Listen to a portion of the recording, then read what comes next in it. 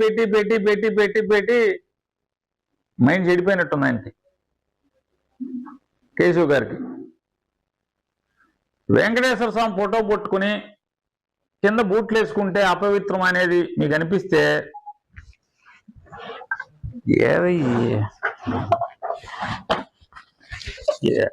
ఎక్కడో దొరికింది. ఓ కేశవ్ గారు, అప్పుల మంత్రి, ఆర్థిక మంత్రి కాదు తమరు, అప్పుల మంత్రి. ఓ అప్పుల మంత్రి గారు, బూట్లు కనపడుతున్నాయా? దేవదేవుడు వెంకటేశ్వర స్వామి ఫోటో కనపడుతుందా? ముందు ఇతను బొక్కలేయండి. దేవుళ్ళని, స్వామివారిని, శ్రీ వెంకటేశ్వర స్వామి వారిని, వారి ప్రసాదాన్ని అపవిత్రం చేసినటువంటి మొదటి ముద్దాయి, నిత్యం అపవిత్రం చేసేటువంటి ముద్దాయి ఓ అప్పుల మంత్రి గారు, ముందు ఇతను నయ్యవయ్యా లోపల. ఇది ఈ రాష్ట్రంలో దేవుణ్ణి అపవిత్రం చేసేది ఇతనే.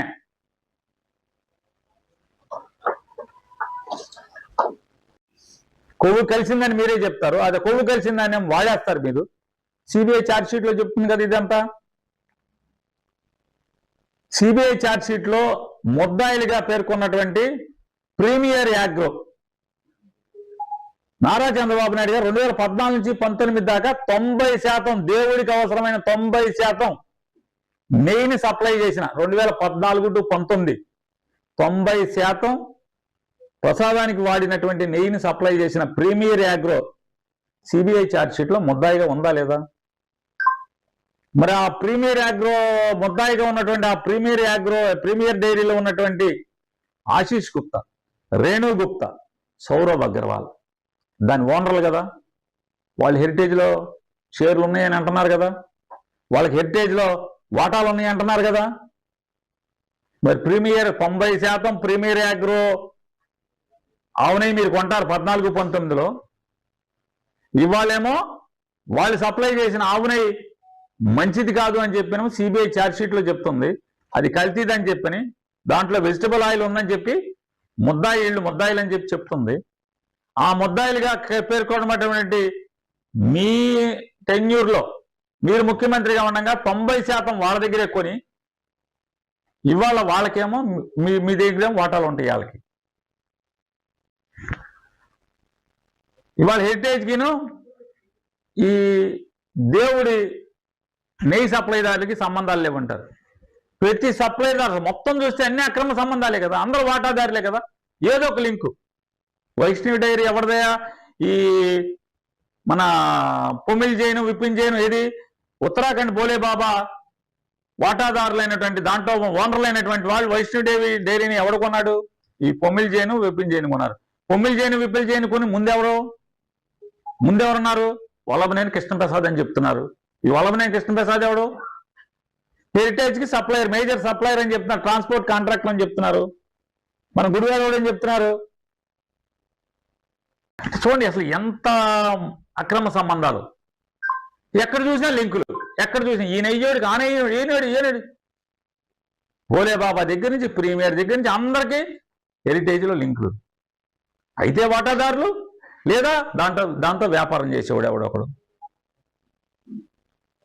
మరి రోజు గొడవ జరుగుతుంది కదా. ఆ కంపెనీ పేరు ఏంటండి? మహారాష్ట్రలో ఇప్పుడు మా వాళ్ళు హెరిటేజ్కి దానికి అక్రమ సంబంధం ఉందని చెప్తున్నారు కదా. ఇందాపూర్ మరి ఇందాపూర్కి మీకు ఉన్నదేంటి లింక్? అదే కదా, మాదే అని చెప్పారు కదా మీరు. ఇవాళ మీరు 22 డైరీలు మాయ అన్నారు, మా కంపెనీలు అన్నారు. ఇప్పుడు ఇది అల్లరి మొదలయ్యాక కో మ్యానుఫ్యాక్చరర్స్ కింద మార్చారు. ఎందుకు ఎడిట్ చేశారు మీరు? మీ హెరిటేజ్ దాంట్లో వెబ్సైట్లో ఎందుకు ఎడిట్ చేశారు పదాన్ని? మా మ్యానుఫ్యాక్చరర్స్ దాన్ని కో మ్యానుఫ్యాక్చరర్స్ అని ఎందుకు మార్చారు? అది అయిపోయింది. దాంట్లో 22 కంపెనీల్లో 2 కంపెనీల పేర్లు ఎత్తేసారు కదా మీరు ఎడిట్లో. దాన్ని 22ని 20 ఎందుకు చేశారు? ఆ 2 కంపెనీలకి ఏం చెడిపోయి ఉన్నాయని ధైర్యం లేదా? మరి అదంతా కూడా నీతిగల కంపెనీ అని చెప్తున్నారు, కల్తీ ఉండవని చెప్తున్నారు. 4 కోట్ల నుంచి 4,000 కోట్లకి వెళ్ళిందని చెప్తున్నారు. ఎలా 4,000 కోట్లకి వెళ్ళింది? ఇవన్నీ తేలాలి. అందుకోసమే చర్చ జరపండి. అందుకోసమే చెప్తాం, వెంకటేశ్వర స్వామి నెయ్యి సప్లైర్లందరికీ హెరిటేజ్ కంపెనీతో ఏదో ఒక అక్రమ సంబంధం, ఏదో ఒక చుట్టారకం అయితే ఆ ట్రాన్స్పోర్ట్ కాంట్రాక్టరా, లేకపోతే అక్కడ నెయ్యి అమ్ముతాడా, లేకపోతే పాలు అమ్ముతాడా, చీజ్ అమ్ముతాడా, హెరిటేజ్కి ఏదో ఒక లింకే కదా, ఏదో ఒక లింక్ ఉంది కదా. నిన్నాడు ఎవరో చెప్తున్నారు ఏదో సంఘం ఎవరో ఉన్నాడని, ఆ సంఘానికి గేదె పాలు సేకరిస్తాడు చెప్తే ఆవుల పాలు సేకరించారండి. ఇప్పుడు అతను కూడా ఎన్నో లక్షల కేజీలు సప్లై చేశాడని చెప్తున్నారు. మరి ఎక్కడది? ఆవు పాలు సేకరించడానికి వ్యాపారం లేనోడు ఎలా ఇవాళ చేశాడు? ఇన్ని లక్షలు ఎక్కడి నుంచి తెచ్చాడు? మీరు అంటున్నారు కదా పాలు సేకరణ లేదు, ఆడికి లేదు, వీడికి లేదని చెప్పాను.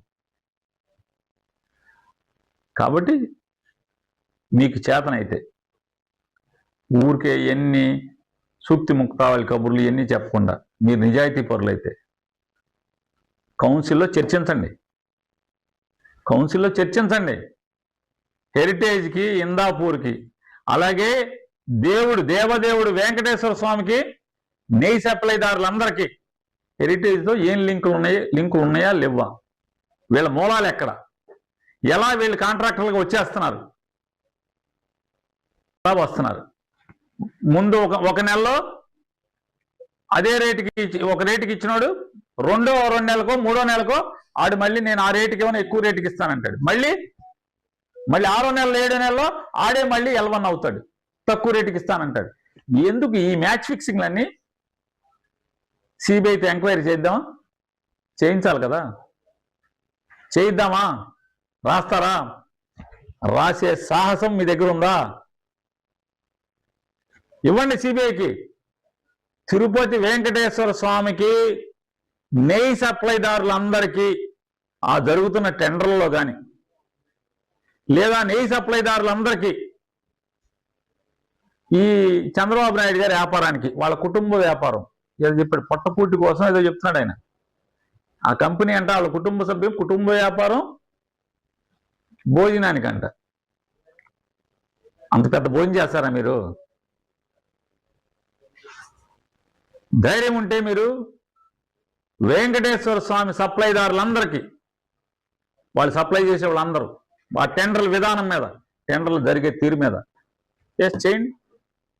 2014 నుంచి 19 దాకా చేయండి, అలాగే 24 నుంచి ఇప్పుడు దాకా కూడా చేయండి.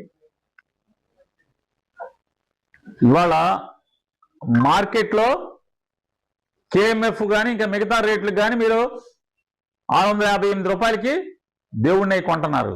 మార్కెట్లో 650 కన్నా తక్కువకే వాళ్ళు ప్యాకింగ్ చేసి అమ్ముతున్నారు. అదే కంపెనీ ట్యాంక్లో బల్క్గా లక్షల కేజీలు నెయ్యేమో ప్యాకింగ్ అక్కర్లా ట్యాంకర్లో పోసేస్తారు. మరి దానికి ఇంకా ఎక్కువ డబ్బులు ఇచ్చుకుంటున్నారు. మరి ఇవన్నీ ఎవరు వీళ్ళందరూ? చెక్ చేద్దాం ఖచ్చితంగా. ఈ ప్రీమియర్ వాళ్ళకి, చంద్రబాబు నాయుడు గారి కంపెనీకి ఏంటి సంబంధాలు ఏంటి? ప్రతి వాళ్ళకి, వైష్ణవికి